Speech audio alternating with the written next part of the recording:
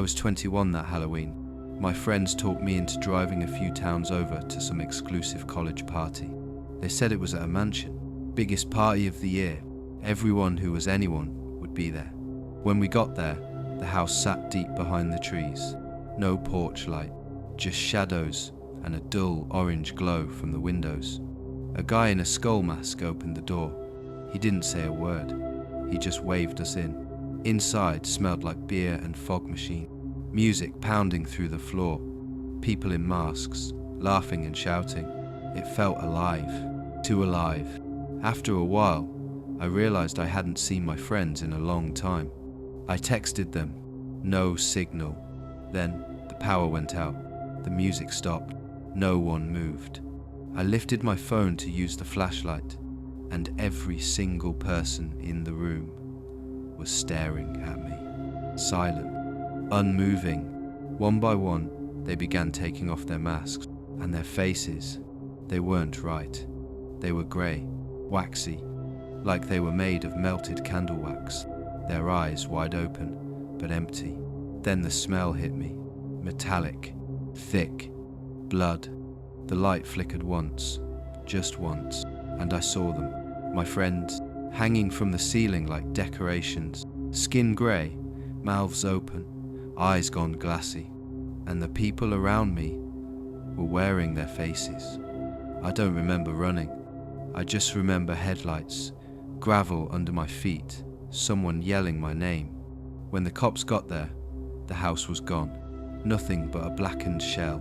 They told me the mansion burned down 5 years ago. Everyone inside died. Later, I looked through my phone. There was one picture from that night, me, smiling, with my friends.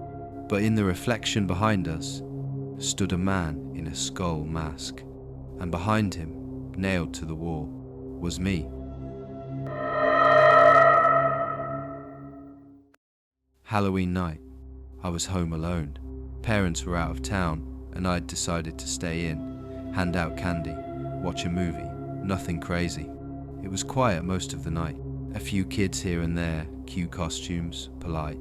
Around 11:30, I was about to call it a night when the doorbell rang again. I grabbed the candy bowl and opened the door. There was a man standing there, not a kid. A grown man, tall, wearing an old rubber devil mask. His clothes were filthy, boots covered in mud. He didn't say anything, just stood there, breathing heavy through the mask. I laughed awkwardly. "Hey man, a little old for trick-or-treating, huh?" Nothing. Then he raised his bag, an old pillowcase, and whispered through the mask. "Trick or treat." Something in his voice made my stomach drop. I tossed a handful of candy into the bag and said goodnight, closing the door fast. I locked it, turned off the porch light. 5 minutes later, the bell rang again. Long, pressed down hard. I looked through the peephole. The devil mask was inches from the glass, staring right at me. I yelled that I was calling the police. He didn't move. I turned to grab my phone, and the ringing stopped. When I looked again, he was gone, or so I thought. My motion light clicked on outside the kitchen window. He was standing there, closer this time. That's when my phone buzzed, a text from an unknown number. "You shouldn't have given me candy." I froze. Then came another message. It was a photo, taken from behind me, right there in the kitchen. When the cops came, they searched the property, found muddy footprints by every window, and the back door lock picked clean. They never found the man. But the next morning, when I looked at my candy bowl, half of it was gone, and in the middle of it was the devil mask, still warm. This happened Halloween night, 3 years ago. I was driving home from a small party out in the country. I took the back roads to avoid drunk drivers and traffic. Around 1 a.m., I passed through a stretch of woods with no streetlights, just trees and fog. That's when I saw someone on the side of the road. A girl, late teens maybe, covered in dirt, wearing a ripped white dress. She waved at me, desperate, so I pulled over. When she got in, she wouldn't look at me. Her hair covered most of her face. She just said, quietly, "Can you take me home?" I asked where she lived. She whispered an address a few miles ahead. The whole ride, she didn't move, didn't blink, just stared at the window, breathing shallow.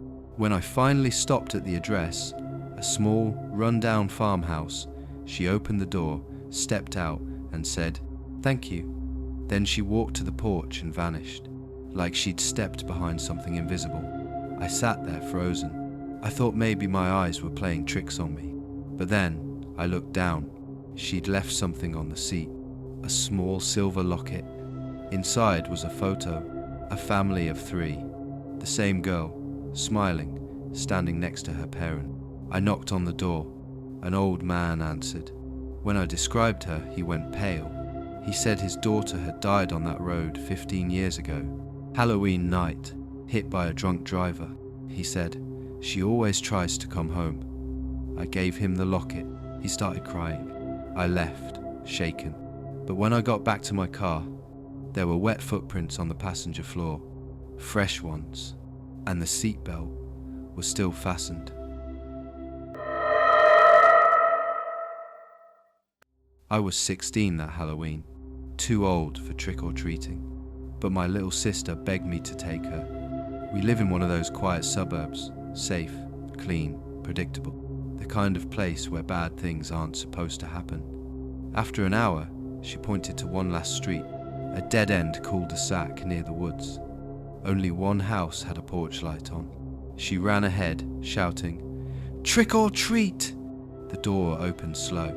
A man stepped out wearing a scarecrow mask and a faded flannel shirt. He didn't say a word, just dropped 2 candy bars into her bag, then closed the door.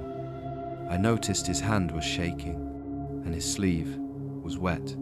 On the walk home, my sister said, "He smelled weird, like metal." I laughed it off until we got home. She dumped her candy out. One bar, the one from the scarecrow house, had a small slit in the wrapper. "Don't eat that," I told her. I took a knife from the kitchen and cut it open. There was a sound, a sharp metallic snap.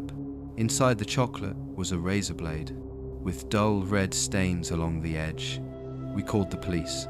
They came fast, took the candy, asked questions, drove back to the house. The next morning, they came to our door. The house was abandoned.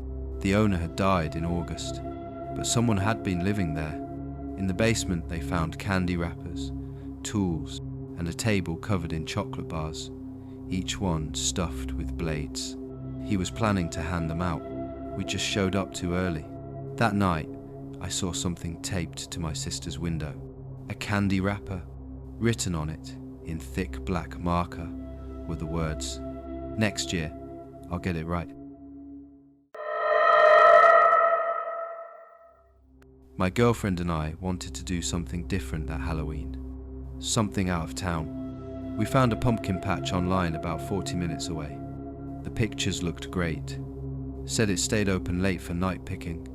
When we got there, the parking lot was empty. No lights, no sound. Just rows of enormous pumpkins under a grey moon. We grabbed a wheelbarrow and started walking. That's when I noticed it. Each pumpkin had a number carved into it. 1, 2, 3, hundreds of them. We thought it was for a contest. Then we heard whispering, low, steady, coming from between the rows. I turned my light on. Someone was crouched behind a pumpkin, watching us. Then another, and another. Dozens of people, all wearing burlap sacks over their heads. Each one sitting behind a numbered pumpkin. We ran. Headlights flashed on, the only truck in the lot. A voice yelled, "They're not supposed to be here yet." We didn't stop until we reached the highway. When we got home, something was stuck to my shoe. A small tag, half torn. Burned into it was a number, 104. Later, I searched the pumpkin patch again. The website was gone, but I found an old forum post. Turns out, the place was shut down years ago. Police found bodies buried under the fields, one under each numbered pumpkin. There were 103 of them. I didn't sleep for days. Last Halloween, I found a pumpkin on my porch. Number 104. This year there were two, 104 and 105. And hanging from the stem of one was my girlfriend's necklace.